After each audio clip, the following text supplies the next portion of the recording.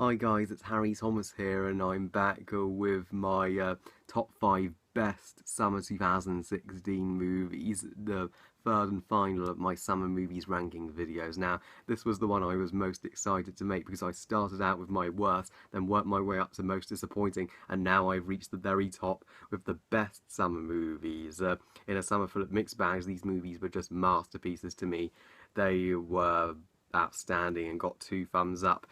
Now, of course, you may not agree with me, you may not have loved these movies as much as I did, but this is just my opinion, so please respect it and I'll respect yours. So without any further ado, I shall start with the fifth best summer movie and work my way up to my absolute favourite.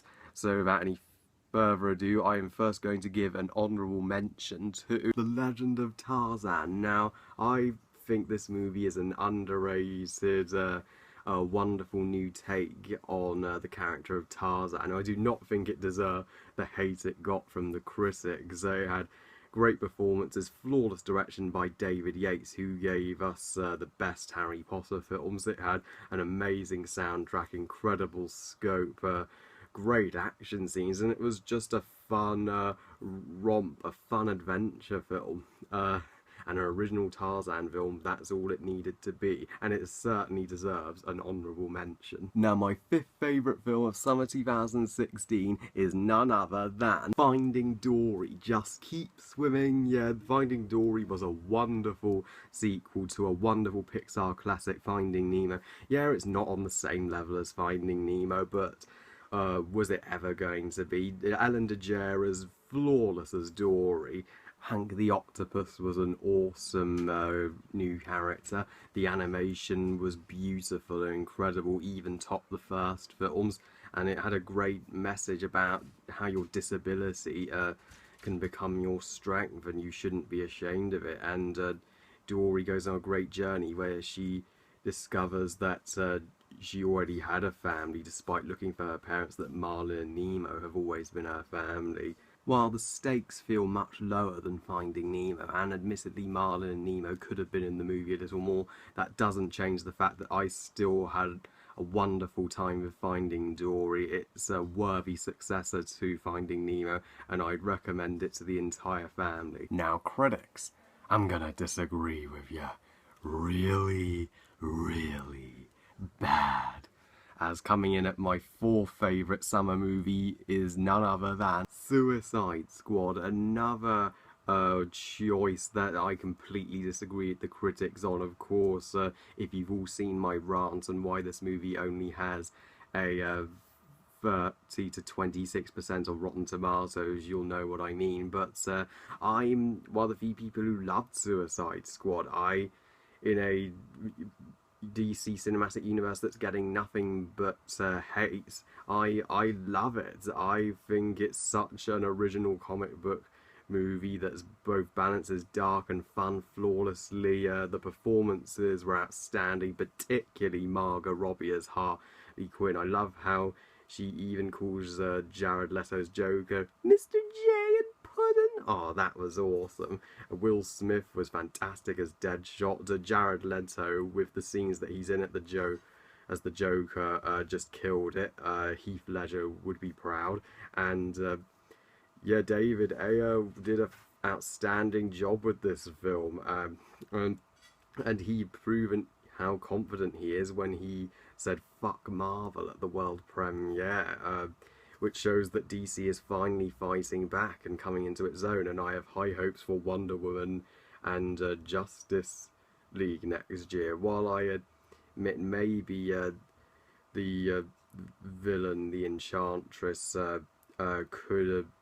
could have been taken out and the main antagonist should have been the Joker, that doesn't change the fact that I had an absolute blast with Suicide Squad. Playing a corpse must be hard, but this movie you will certainly want to stay alive to see, as my third favourite movie is, you guessed it, Swiss Army Man. Now, this is one of the weirdest movies I've ever seen, but also one of the most original, brilliantly made and thought-provoking films I've ever seen. It makes you think, which is a rare thing, and Daniel Radcliffe and Paul Dano are both fantastic. They are both truly outstanding, give Oscar-worthy performances. Daniel Radcliffe has to play a corpse that farts, and yet he's nothing short of brilliant and clearly loving it. So he is truly a wonderful actor. He's proven he can play more than just the boy who lived, and this is an original film that should not be ignored. I heard people sadly walked out of this film because they just couldn't take it, they just couldn't understand it or get into it, or just thought it was downright terrible, not their cup of tea. But I respect their opinion. This film isn't for everyone, but that's what's great about it. It will divide you, and I think the people who disregard this film are being a little harsh. I think if they give it a second try and appreciate it more, they will love it. So, Swiss Army Man, it's a wonderful time. It makes you think. So I recommend it all, particularly to you Daniel Radcliffe fans, if you were disappointed with Now You See Me too. Everything they've built will fall. Yes, the end is nigh, as this will surprise you all. My number 2 choice for my top 5 best summer movies is, you guessed it, X-Men Apocalypse. Wow. Talk about brilliant and surpassing my expectations. I absolutely love and adore this film. Once again, this is another choice that has a low rating on Rotten Tomatoes, only like 57%, but the critics, I think the main reason they're being harsh on it is because they consider it a disappointment in comparison to the masterful Days of Future Past, which I agree, Days of the Future Past was a hard act to follow, but had this film come out before Days of Future Past, it would have been much better received, I think, because I think this movie, I'm not with the critics on this at all. I'm thinking, are they crazy being so harsh on it? I think it's every bit as good, if not better, than Days of Future Past. It had the greatest X-Men villain yet, Apocalypse, played excellently by Oscar Isaac, who is not only beyond unstoppable and badass and powerful, and gave a great speeches. You really felt like this guy could bring the apocalypse, and Magneto even got a great backstory with his wife and daughter, and a great motivation to join Apocalypse and become one of his 4 horsemen. James McAvoy as Charles Xavier and Michael Fassbender as Magneto, both still brilliant in the roles. Jennifer Lawrence would kick ass as Mystique. Sophie Turner, awesome as young Jean Grey. And Quicksilver, you're my man. Quicksilver got a scene in this movie that even topped his scene from Days of Future Past. I didn't think that was possible. And the final battle of this movie was just epic. One of the best climax I've seen all year, I'm not kidding. So ignore the critics, guys. Check out X-Men Apocalypse. It is more than worth your time, and is the perfect end to Bryan Singer's X-Men franchise. Now, my number 1 choice, you're probably all wondering, is a movie that's sadly not doing so well commercially, but is deservedly getting critical rave it deserves, and is one of the best movies I've seen all year, let alone this summer.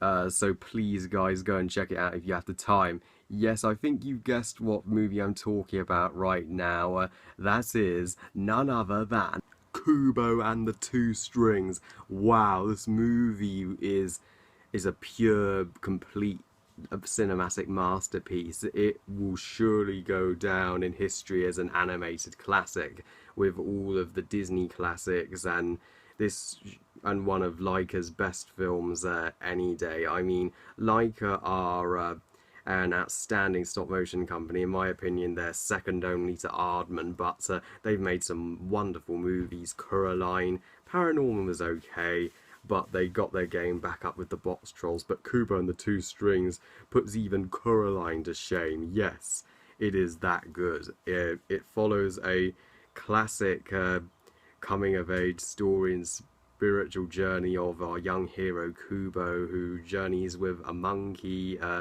The monkey, she was awesome. She was freaking badass and stole the whole movie, and a great comic relief character, Beetle, to go up against the formidable Moon King and his sinister, ruthless daughters, the sisters, who are some of the scariest antagonists I have seen in any movie in a long time. They are the best Leica villains since The Other Mother. And the animation in this film is just flawless, it's outstanding, it's incredibly crafted, and in a league of its own. I mean, they put so much care, magic, and detail that they deserve an Academy Award for their technical achievement. So you should see this movie for the animation alone. Not only that, but it's really adult as well. It will scare kids and scare adults. It's uh, it's a film that makes kids and adults think, which is beyond impressive. More animation companies should take notes from this movie and take notes from Leica. So Kubo and the Two Strings, it's an instant classic. It will be remembered for many years to come, and I will surely place it on my top 10 best movies of 2016 by the end of this year. So that was my 5 best movies of summer 2016.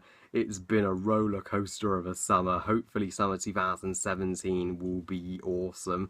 And what do you guys think of my list? Do you agree with me? Do you disagree with me? Thank and what was your favourite summer movie? Thank you all so much for watching. You guys are the best. I love you all, and I'm glad I could end my free summer movie rankings videos on the best, because I love to stay away from negativity as possible and love to be as positive as I can. So please, thank you all for watching. Please like this video and subscribe. Please follow me on Twitter and my Google Plus, and I'll see you all next time. Bye, guys.